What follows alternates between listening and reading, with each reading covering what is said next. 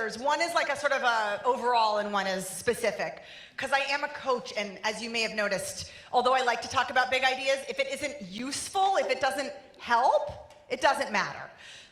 So, two things. One, I think authenticity is such a wily word, and it loses all meaning once you start to think like, what version of me is the realist me?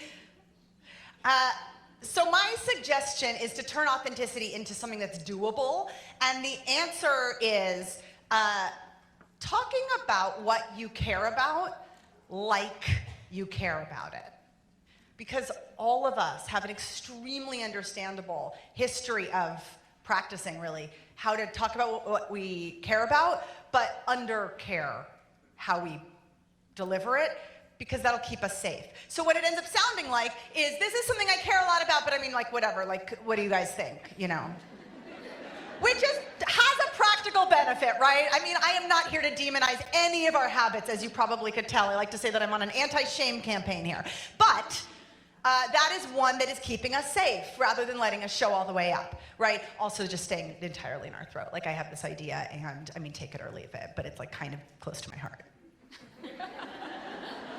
Right? So that's habitually under-caring, right? How much we actually care isn't the question, but how much we're seeming like we care, we're willing to show that we care. And then on the other end of the spectrum, quite honestly, a lot of us also have a history, a learned history of over-caring, of performing that we care when we don't so much. And this is really like customer service, and I call it in the book Starbucks voice, right? This idea of like, hi, how can I help you? I care about this so much. And that is like a type of pushing that is also totally understandable, right? In certain rooms, it will work to get what you want, but it is habitually seeming a little fake, and people can read that. And it is, in a way, hiding in a different way. So you're either hiding by under-caring or hiding by kind of over-caring.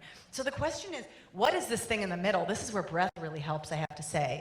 Breathing into how much you actually care about something and telling yourself, I am practicing being uncomfortable but courageous, and saying what matters to me, knowing that it's possible that my voice will reveal how much it matters to me, and that that's a good thing.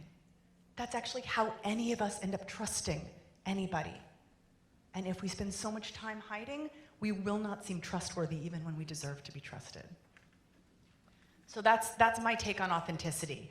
If you can practice what this spectrum feels like and catch yourself in these different moments, right? But the other part of your question is, like, how do we know when we've done it? And I think that so much of how we talk about voices, finding your voice, and also public speaking, especially if anybody here has an experience in a corporate context where you get an executive presence training on how to speak like a leader, what's missing from that is a sense of, I'm just going to throw out a word that you don't expect in a business context, love. A sense of joy and mischief and playfulness.